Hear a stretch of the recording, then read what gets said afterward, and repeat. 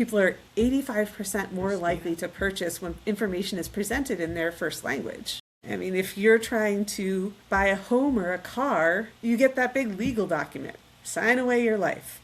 That's hard enough to read in English if you're a native speaker. But imagine that English isn't your native language.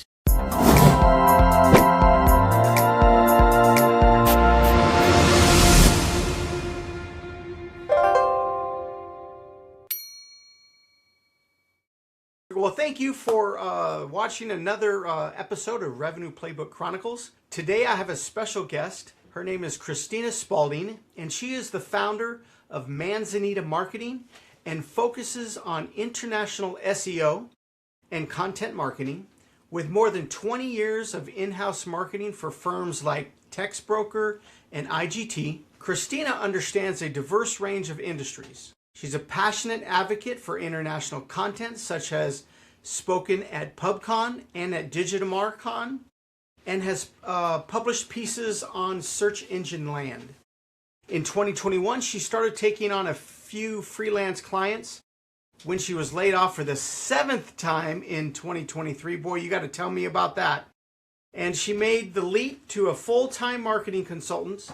This way, she could help a number of small businesses grow instead of helping one business retain market share.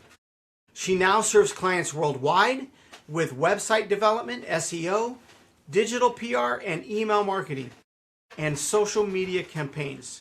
Christina, you've got to tell me your story. I know there's a journey here, so tell me a little bit about where you're calling from first. So thanks, Gene, for having me on the show. I really appreciate it. I'm currently based out of Las Vegas, Nevada, and have been here for almost 20 years. So Las Vegas is a transient town usually, but it caught me and I've stuck around. So it's been an interesting ride. I got here in 2006, and I worked for a mortgage company in 2006 and 2007. Now, you can probably imagine what happened in 2007 in Las Vegas, in the mortgage industry. Right. There was a small problem. So, smaller mortgage companies were going under and getting bought out. So that was already layoff number 3 or 4. Then I worked for the Vegas Chamber of Commerce, and I thought, oh my gosh, NGO, long time, super big history. This will be safe. The Chamber of Commerce is fully funded by member dues. There's no governmental money there. So as the epicenter of the housing crisis crashed, all the businesses folded, didn't pay member dues, and the chamber laid off employees for the first time in its history. So after that, I was lucky. I worked for a company called Textbroker. They were and are a German company that expanded to the US. I was their first employee in a team of 4. We grew to 16 and to 20 with me leading that growth, and then to 60. And at some point I said, I can't manage the office and do the marketing that is really making us make money. So we hired an office manager who knew HR, and I got to focus exclusively on the marketing part. And it was fantastic for 4 years. And then we got VC funding, which generally is great. But the VCs had a plan for how they wanted marketing to go, and my growth opportunities were shut off. So if I wanted to stay where I was, it would have been fine. Right. But I did want to grow. So that was the one instance where I had a career change that was not a layoff. Instead, I moved over to IGT, which is a slot machine manufacturer. If you've ever been in Las Vegas and played a Wheel of Fortune machine, you have played an IGT machine. They are worldwide. No matter where you are, you can get on an IGT slot machine where gaming is legal. I was there for another 4 years, and they also merged and had rolling layoffs, and eventually those rolling layoffs caught me as well. Ouch. So now, were you able to learn anything in marketing while you were at that company? Absolutely. I was a product marketing manager for systems products. So I didn't get to market the fancy machines where you have a whole bunch of really cool intellectual property that you're working with. I got to sell the machines that ran the machines. So that set me up nicely for working with industrial clients, manufacturing clients, software as a service type products, working with engineers that really like to talk about features, but don't necessarily talk about benefits. If you're an engineer, you can sell to other engineers with features. But when you start to sell to the purchasing manager, the CEO, then you have to sell benefits, right? The machine cuts 2.3 millimeters. Right. You sell to the machine cuts so precisely that you only have to cut once. It saves you time, it saves you energy, and it saves you money. So helping engineers transition their product, how they talk about their product, is something that I wound up really enjoying, actually. But it got me like the technical side of gambling and the gambling industry as well. That set me up for my next job, which was a online casino affiliate marketing website. They had expanded into multiple languages. I speak 3 languages. I speak French, German, and English. And German was one of the languages they really wanted to focus on and promote. So I went in there, I increased traffic by 200%, I increased conversions by 50%, because we started, instead of just translating, we actually understood the German customer, the German market, how it's different, all of that.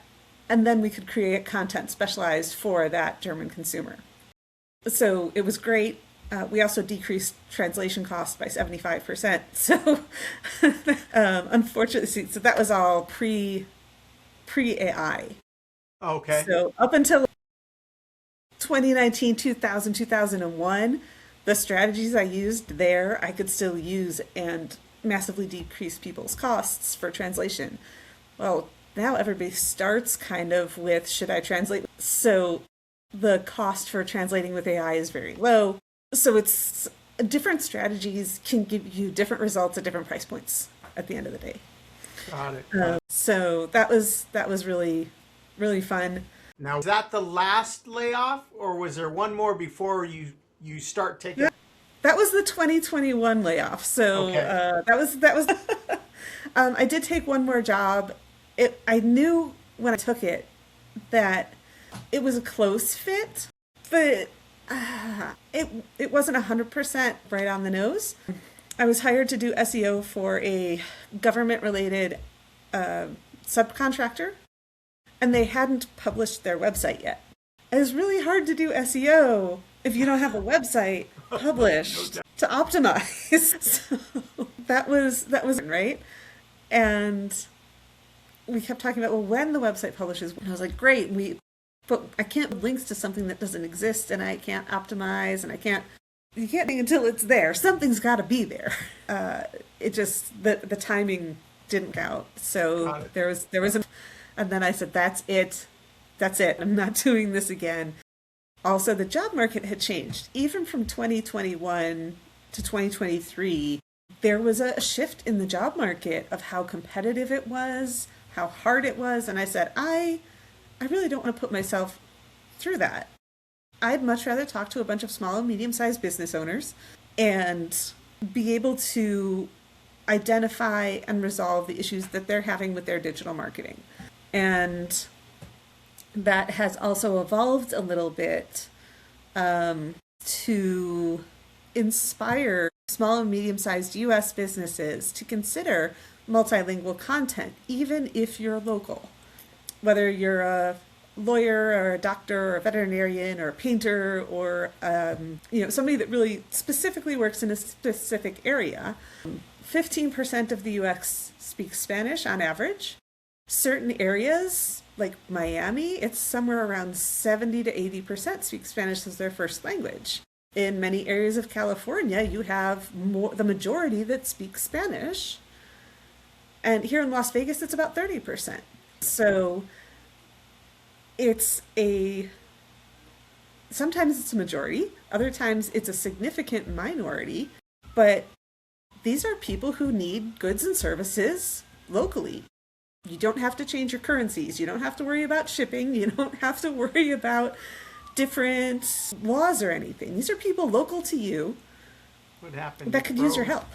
And if you choose to market to them in their language, you have a high likelihood of being successful. People are 85% more Christina, likely to purchase when information is presented in their first language. I mean, if you're trying to did I lose you? buy a home or a car, you get that big legal document, right? Sign away your life. That's hard enough to read in English if you're a native speaker. But imagine that English isn't your native language. Come back in? Not a problem, not a problem. I was like, okay, I know she's coming back in. Now I need the button to put her back in. So finally showed up. So do we just want to back up to like right there where you got laid off at the final one, right? The last layoff, and then you can Okay, start. great. So, last layoff, I decided I didn't want to go through applying for jobs just to get laid off again in the next 2 years. So, I decided to focus on building a business around website development, search engine optimization, and multilingual marketing, content and content strategy, and SEO. Now, before you go further, Christina, Yeah. was that something you've always wanted to do, or was things kind of pushing you into that direction based on what you've learned this far? So, I majored in languages in college, and I knew back in high school languages were interesting to me. I thought and still think that they are, for me, a defining feature. Okay. So, the feature is I speak multiple languages. The benefit is I can help you access different client segments around the world. And in high school and college, I wasn't quite sure how the languages were going to work in my career, right? The common path for a person interested in languages is to become a teacher. Right. And I thought that was interesting, but I also had this entrepreneurial marketing streak and thought, well, let's see what's available. I was fortunate enough to get an internship in Germany 2 weeks after graduating college. So I started my career overseas, stayed overseas for 6 years, went through, by the way, 2 or 3 layoffs overseas, started a business overseas, Oh, managed that. It was all gig work. You know, you're in your 20s, it doesn't matter what you do, right? So I went through and I worked at a translation company managing large scale translation projects. I worked as an English teacher for a drafting school, actually, so teaching adult learners. I did proofreading, I did translations, I did a little bit of everything, and fell into this linguistic marketing thing, partially through Textbroker, partially through IGT, and then through the casino marketing affiliate website that I worked for. okay. That was kind of where everything crystallized. It took, oh geez, between college and that job was like 10 years Wow. for the path to stabilize into, hey, this is an actual service that I can sell independently to companies that will need it. And now I'm 3 years into my business, and I've refined that a little bit more to include the European languages that I speak, of course. But also, there's a massive opportunity inside the US for multilingual content, specifically for Spanish. So I have hired team members that speak Spanish natively so that we can really address the market, the Spanish speaking market here in the US, the way it needs to be addressed, and make that accessible for small businesses who want to grow and want to serve the community near them. Nationwide, about 15% of the US speak Spanish as their first language. And depending on where you are, that percentage is going to be much lower or much higher. The coasts have higher percentages of Spanish speaking folks for multiple different reasons. But even throughout the country, I've got a client in Georgia, in the northern Atlanta suburbs by Lake Lanier. And she's got a chat bubble on her website. And every once in a while, she'll get queries from consumers who are asking for information about veterinary services in Spanish. So what her team does is, well, they go to Google Translate and they translate the question, and they write an answer, they translate the answer, and they send that back. So even in that area where you don't traditionally think of suburban to rural Georgia as a hot pot of Spanish, Right. right? There are linguistic minorities there that are asking for goods and services. And, depending on where you are, the linguistic minority may be Spanish, but it may be something else as well. Certain areas of Chicago have a high Polish-speaking population. Here in Las Vegas, we have significant Mandarin and Tagalog speaking populations. So when you're thinking about, hey, how do I improve my business? One of the things you can think about is, what are the demographics, not just what I assume the demographics are for my area, but what are the demographics for my area, surrounding areas, and can I reach people better by marketing myself in a different language, in a supplemental language? Of There course, you you're go. always going to market yourself in English if you're a native English speaker. Right. But if you have a teammate, an employee that also happens to speak a second language, then you can leverage your internal team to help respond to these clients. If you don't have a team member, well, you might be able to find one through a local institute of higher learning. Colleges, universities, trade schools, they may have opportunities for you to do an intern to help you with clients in general, of course, but also make sure you have that extra support. So what's interesting that with this is, how AI kind of plays a part in people's websites and things like that. Is it true that maybe AI is not really transcribing them properly to translate properly, or is it something that can be taught to the AI in the knowledge base, or how does that work when people are using what do you call them, the chat agents or whatever on their sites? So depends on what chat agent you're using, but there are AIs built specifically for translation. Okay. So I use a site called DeepL or DeepL, however you want to say it. That's what I use for translation because it was built specifically to translate. And it has some specific guide rules about formulations, conjugation, things like that, that Right. a more broad AI doesn't have. And the results have been pretty impressively good. Every once in a while, there is something where you're just like, that didn't come through at all. Right. Right. Like that entire sentence you just didn't get it. It just did not work. That's okay. It's one sentence out of what, 3,000 sentences, 500 Right. sentences. Um, okay. So in general, if you are translating content on your website, you could start with AI, but it's better to have a native speaker proofread your content. The great thing is proofreading is much less expensive than translation itself. If you want somebody to translate an original document, you're looking at probably 10 to 15 cents a word.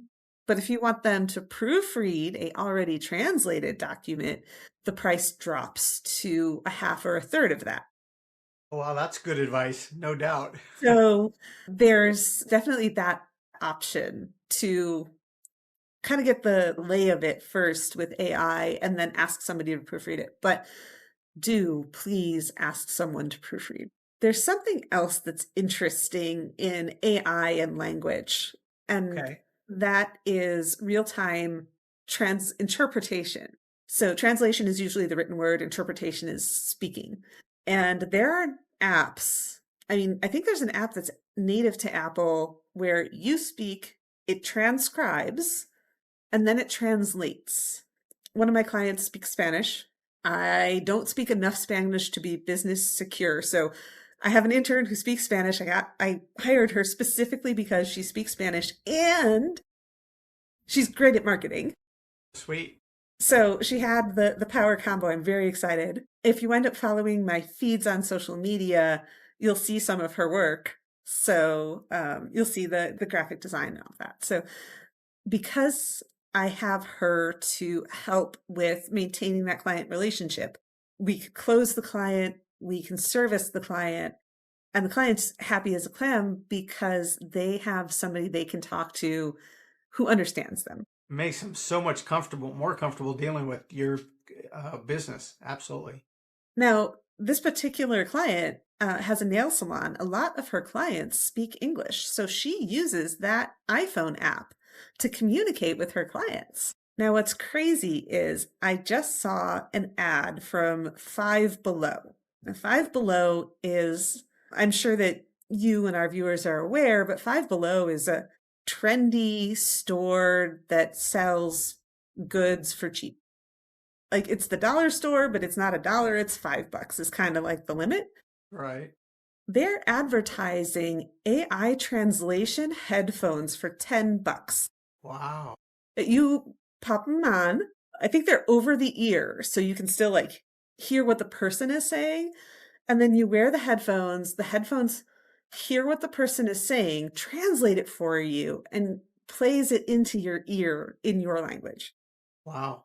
So what I'm thinking for my client is she invests in two sets of headphones, one for her and one for the person getting their nails done. And then There we you go. really have, if you're into Hitchhiker's Guide from the Galaxy, you have the babelfish. It's just not an actual fish. It's Right. a piece of tech you wear on your ear. But if you have it and the other person also has it, you speak in your language, they speak in their language, and it winds up getting translated. You just have to wait for them Yeah, to there's a finish what they're pause. saying. Nice. As long as you're not talking really, really, really fast and you pause in between so the other person can hear. Yes, yes, it definitely will slow down the pace of conversation, but it removes that barrier to conversation of, I don't know what you're saying, right? For business owners who have a clientele that speaks another language, this is an interesting development. And if it's happening at a mass market retailer, then how quickly is that going to transition into other areas as well? I'm looking forward to it. Awesome. Awesome. So here's the thing I'm wondering about is when you decided to start your business, your agency, was it like a quick response to where you went to success right away? Or were there challenges? Were there issues that came up that made you wonder if you did the right thing? Or you finally figured out the right pivots of what you needed to do? So there was a long journey of the soul, right? You get your walking papers, and if you get a severance, great. That makes it easier to get through the time between then and your next move. Right. And otherwise, you get unemployment between then and your next move. Well, you never know how long that money is going to last, so you have to move fast.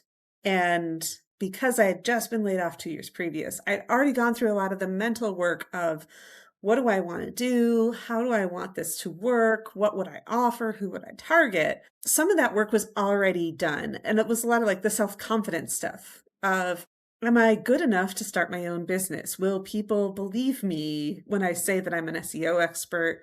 Will they pay the prices that I'm going to need to charge in order for me Right. to live and then to grow the business, right? So the original thought was, what do I need to do to maintain my current standard of living? And it took a long time to get the first client. It took a long time. And I was about to panic and I was about to give it up. And then a client came through and I was like, oh, hallelujah. They like me. And then I did some work for that client. I refreshed his Shopify website. I got him on a radio station in the hopes of getting a backlink about German chocolate cake. And he was a baker. So he brought cake into the radio station because they had a piece on cake. So it was a great experience for the DJ, for the baker, for me, and for the radio station. Perfect. And we did get our backlink. We also got a radio interview live and that clip for him to use going forward. So digital PR got that rolling. And being able to make stuff happen like that for clients is so satisfying for me. And then that client told another client, told a networking group. He's like, you can't, did you hear me on the radio? Very nice.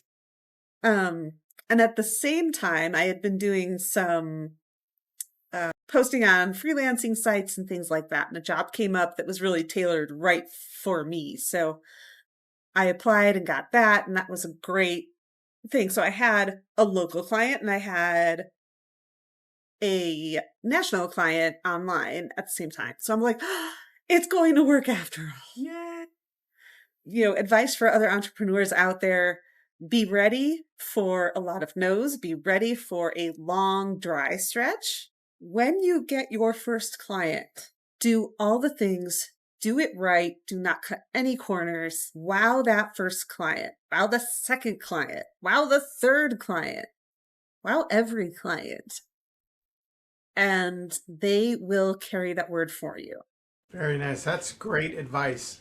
I'm hoping that we attract a lot of the future leaders of industries, and any good advice that we can give them along the way is perfect. Oh, am I still on? Yes. Excellent.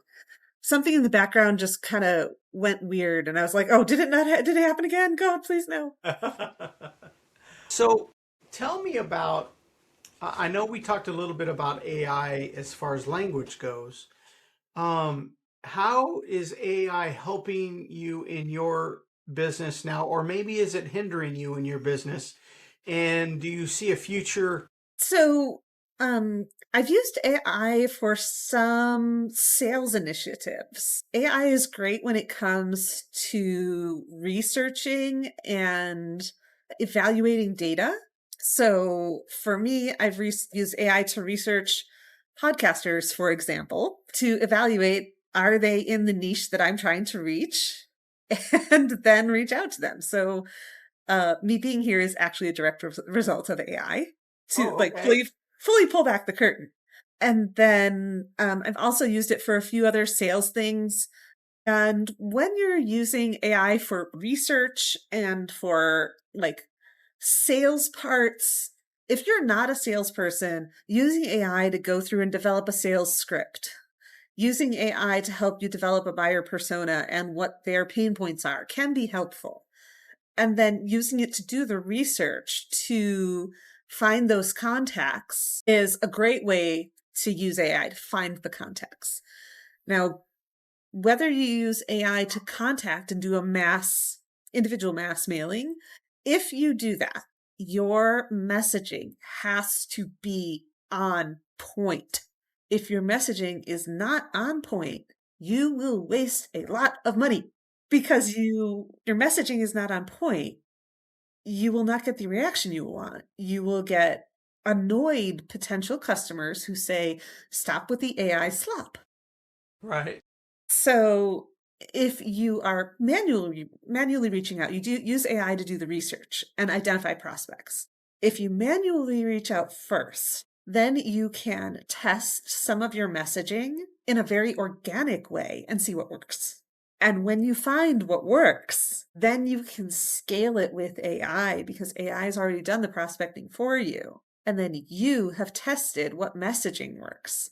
And you have the right responses to the questions that you prompt your clients for, right? That's how I use AI in my business. I use it for research. I use it for prospecting. I use it for sales functions. In the web design area, I don't use it to spin up websites. I have other ways of spinning up websites fast.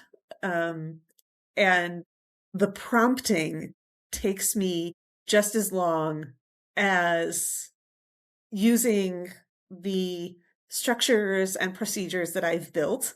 So it's actually really frustrating for me to try and use some of these AI website generators because I'm Right. like, why do I have to tell you that I want like these AI prompts are asking me questions that are going to be too broad when I know specifically what I want. Got it. So why waste the So time? if it was, hey, like, how do you want this website to look? Like, here's a really broad prompt. And then I could say, hey, I want, a big header with a big image. I want a high contrast H1, the small bit of a paragraph copy, and then a big button or a field. So if I could get into that level of detail from the get-go, that'd be great. But no, is your business a bookstore or a this? I know you're trying to I'm a make it coroner. easy, trying to make it as easy as possible for a business owner. I am not a business owner. I am representing a business owner. I already know what I want. So the prompts for a business owner will get you to some kind of website first.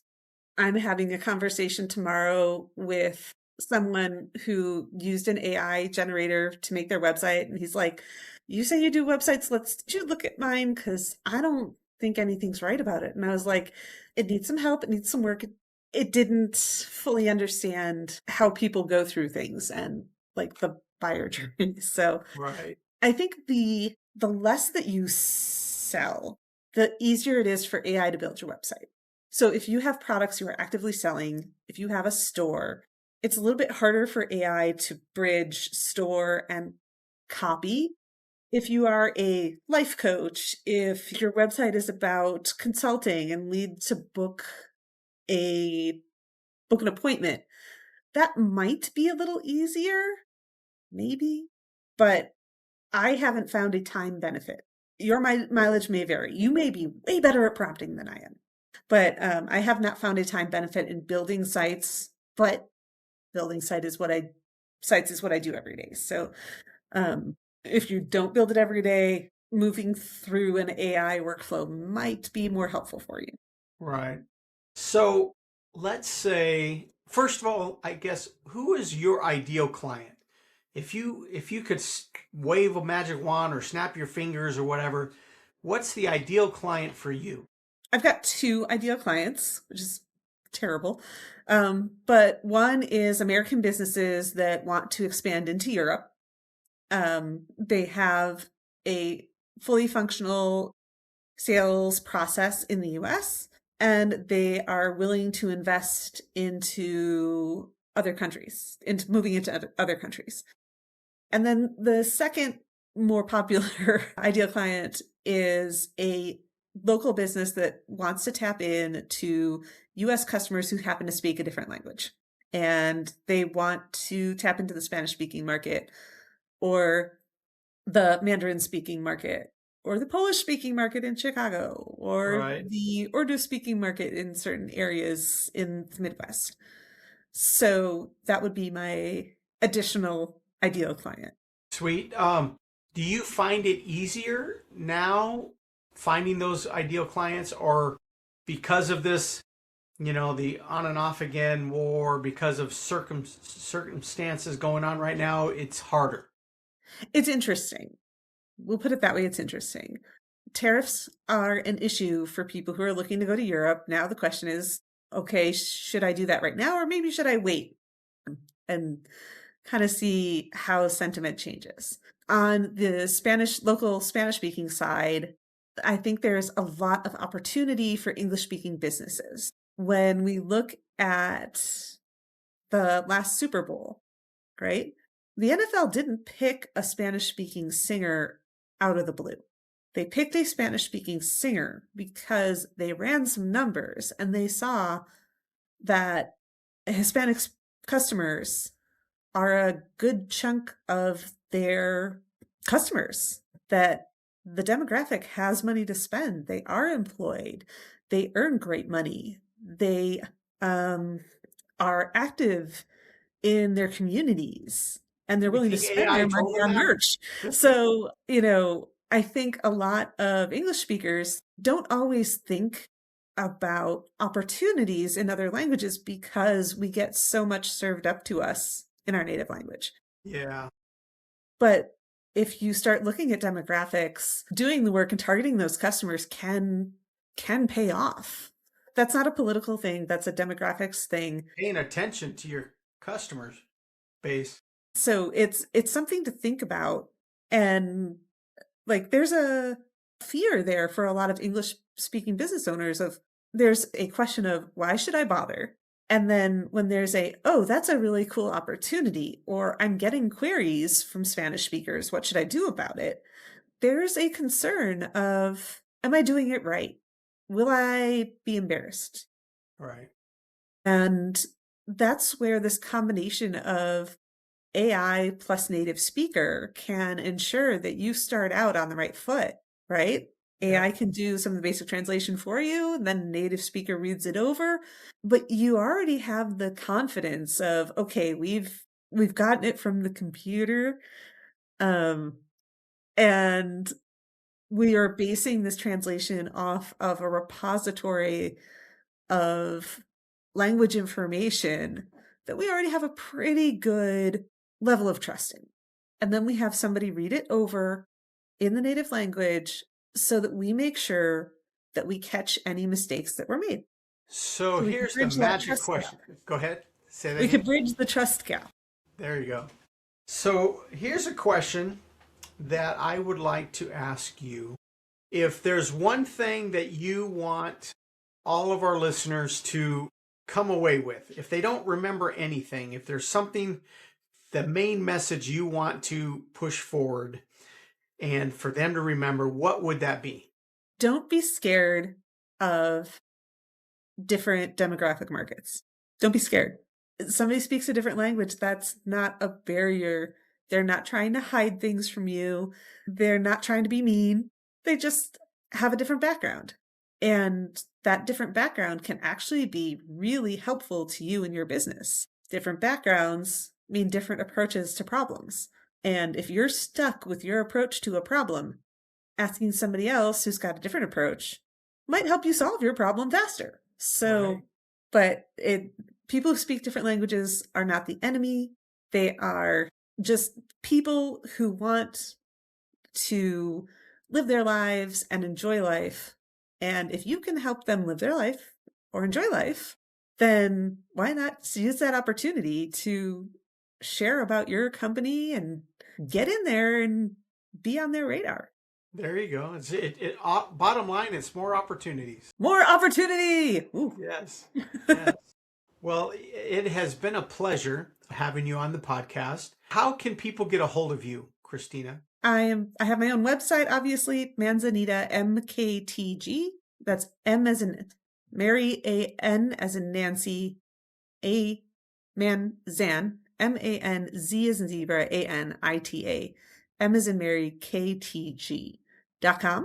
And then Manzanita MKTG on the socials, Manzanita MKTG on Facebook and Instagram, and Manzanita Marketing, all spelled out, on LinkedIn.